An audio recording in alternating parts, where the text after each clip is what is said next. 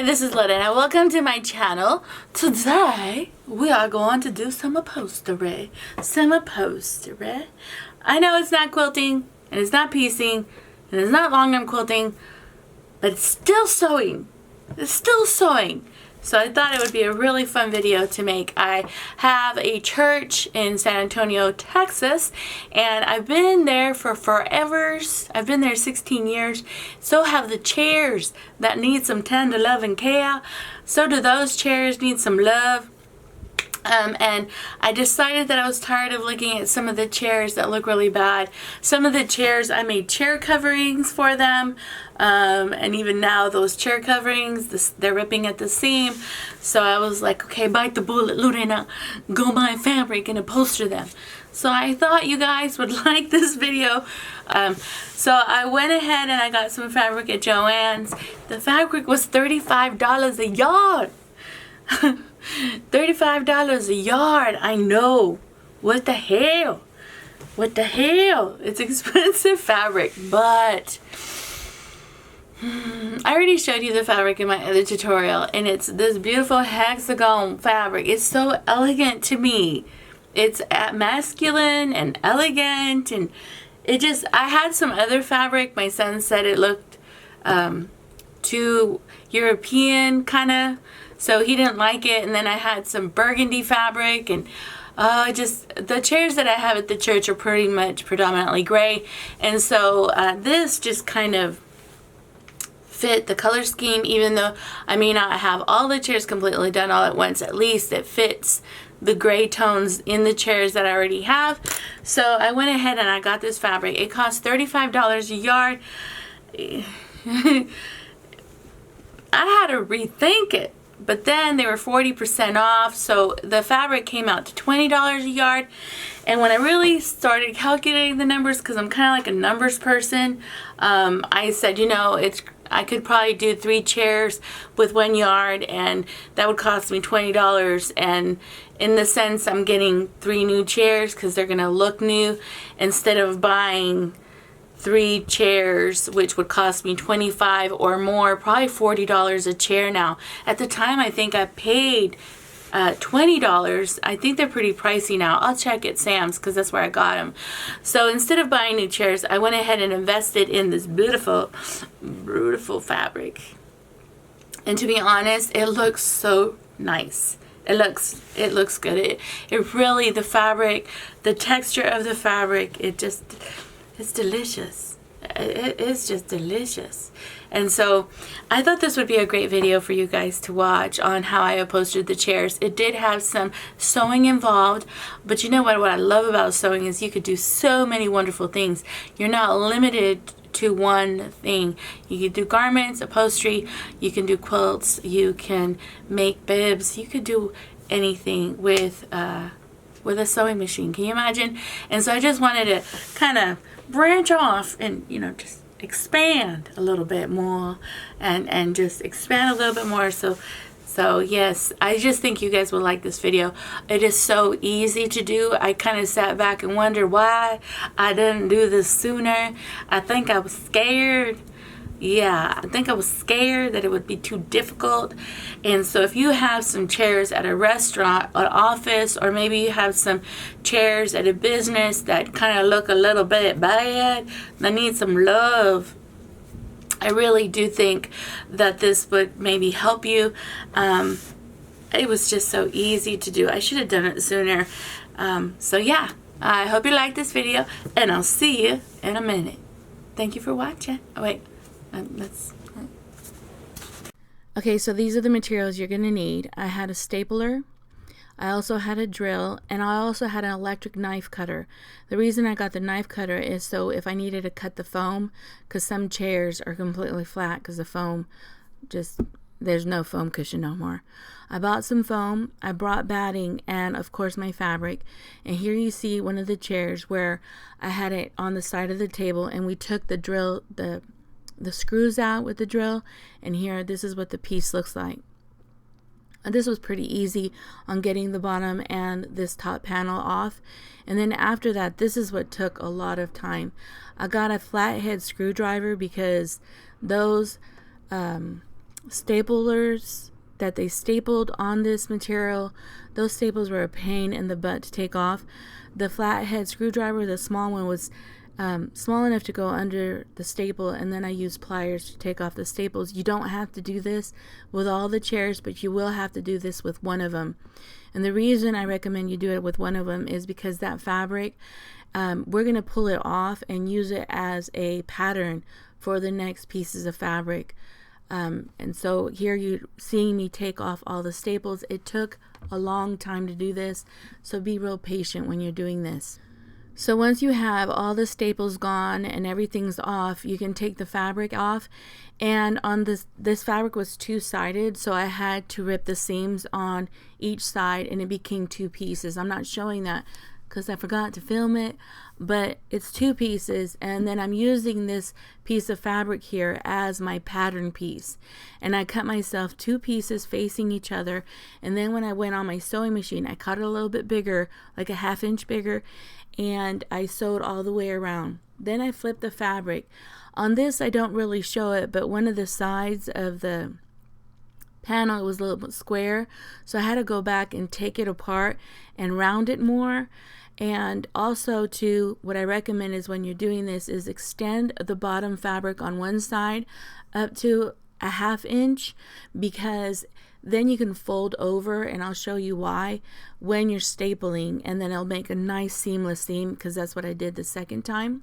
And we're stapling one side of the fabric to that board. And after you're doing one whole side, you're going to go ahead and make a triangle on that corner, and then you're going to fold the fabric over. The reason I recommend you have a little bit more fabric here is you can literally fold the fabric and have a seam that doesn't have frayed fabric. It's more like a folded seam. But here, this was my first time, and so I kind of just winged it, and we went ahead and stapled the other side. And in the other corner, I made a triangle and then folded the fabric over again, and we stapled, and I'll show that in a second. But this is the process of it. But as I went on the second one, I noticed I got to sew a lot better. It looked a lot cleaner. And then on the corners and on the bottom seam right there, we folded it over with extra fabric, and then the corner looked a lot cleaner, like it does here. Now, the great thing about stapling, no one's going to see under here, so we didn't go back and fix it. Just make sure you have enough staples so that it looks nice and clean and flat. And here in the corner, I had to tuck those in and push the fabric a little bit more. But I love fabric because it's so pliable. You can form it to whatever shape you have it. And then here we went in with the screws, and we went ahead and screwed it back to the frame. And me and my son had the other cushion on the bottom, and we were pushing it in. Now, after you do this the first time, you don't need to undo the staples on the other cover. I recommend that you use the pattern that you got from the first cover, recreate a whole bunch of other covers, and then just take off the screws on your other chairs and just recover them without having to take the old fabric off. I noticed it saved a whole lot of time because those staples were a pain in the butt to take off, and also when you're stapling the fabric back, it did not hinder restapling the new fabric on. Okay, now we're going to go ahead and work on the bottom area of the chair where we sit. This is where I got the most wear and tear, and the reason I got that cutter, that electric cutter, is because I was going to cut the foam. But a lot of the chairs, the foam was okay. It's just the fabric was falling apart. And so what we figured out, we did remove all the fabric off of one chair like we did on the other one, but we realized it wasn't necessary. Just add 3 inches all the way around and cut kind of the way the shape of the chair is. And that's how we measured the fabric. I also used 2 layers of batting in between the old fabric and the new fabric to give it a little bit more cushion and also to protect the new fabric. Then we went ahead and pulled the fabric, and my son stapled 3 staples on each side. You need 2 people to do this because one person holds the fabric real tight and then someone else is stapling everything.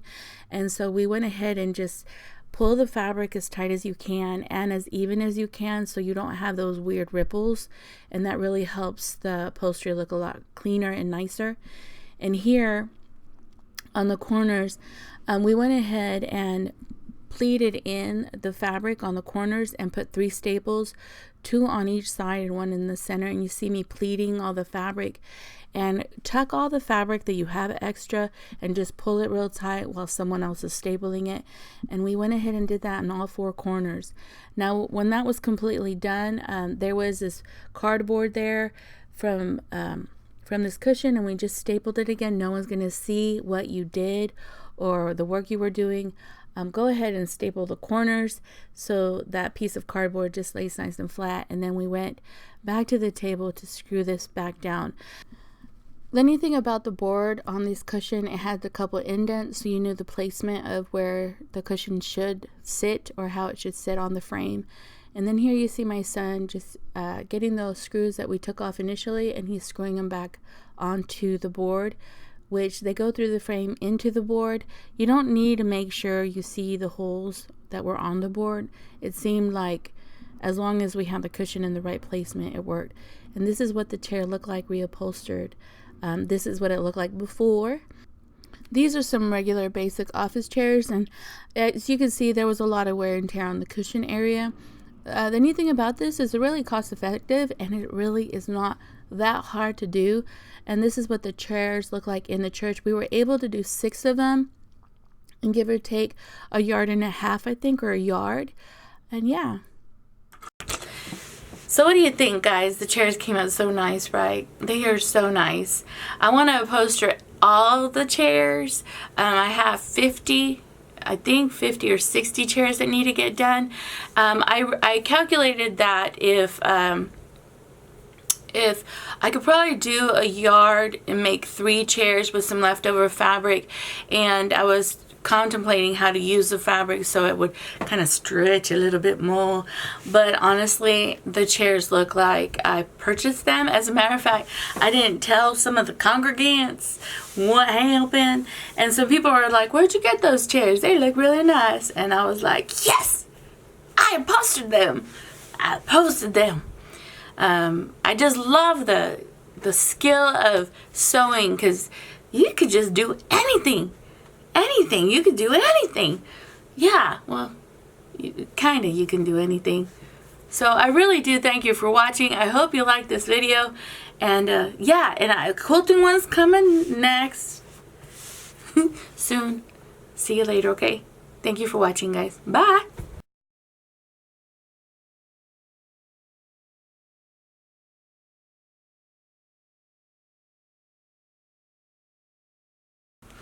Hey, this is Annette, and I wanted to do a video today on upholstery. I know, it's not quilting. On how you just can fly when you sew. You can do anything. I just love fabric. I couldn't say no.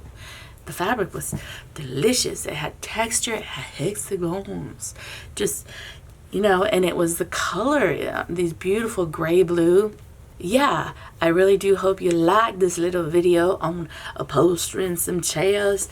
I know it's different, but I need to get out of my box too.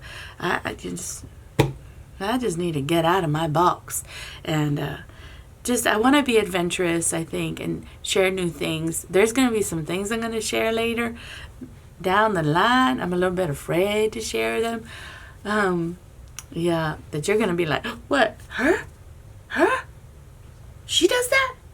And yeah, but I want to share those things. I want to open the horizons.